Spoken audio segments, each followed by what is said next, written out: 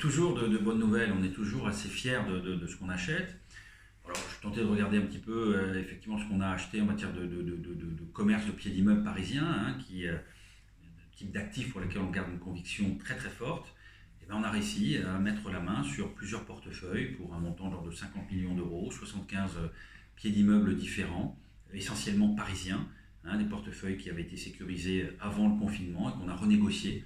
Et on a réussi effectivement à améliorer le prix, à obtenir des garanties locatives pour passer cette période difficile pour certains petits locataires et parfois épurer les périmètres en sortant les actifs les moins bons. Donc ça, c'est une fierté, je dirais. Un deuxième exemple qu'on peut suivre, c'est un immeuble parisien. Quand je vous parlais tout à l'heure de revenir effectivement dans la centralité, l'extrême centralité, on a acheté un immeuble d'un peu plus de 40 millions avenue de Suffren, tout près de la Tour Eiffel, effectivement, avec des loyers raisonnables, un locataire robuste. Donc ça vient parfaitement illustrer cette politique effectivement du retour à l'extrême qualité.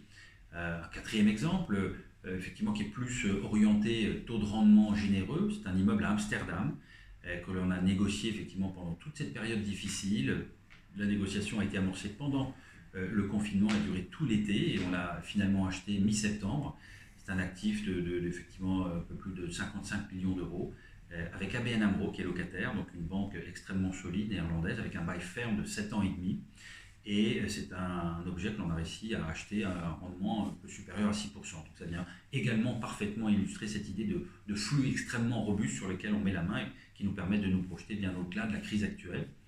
Et puis un dernier exemple qu'on peut citer, effectivement, qui montre que l'on active effectivement au-delà, en tout cas souhaite activer au-delà des Pays-Bas et de l'Allemagne nos diversifications géographiques, mais toujours pour de bonnes raisons. On est à quelques semaines, très probablement, d'acheter un premier immeuble à Londres.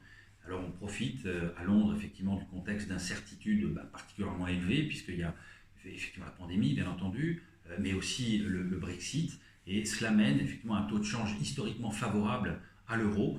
Donc toutes ces raisons nous conduisent à acheter cet immeuble dans des conditions effectivement très favorables, puisque les négociations avaient démarré avant le confinement.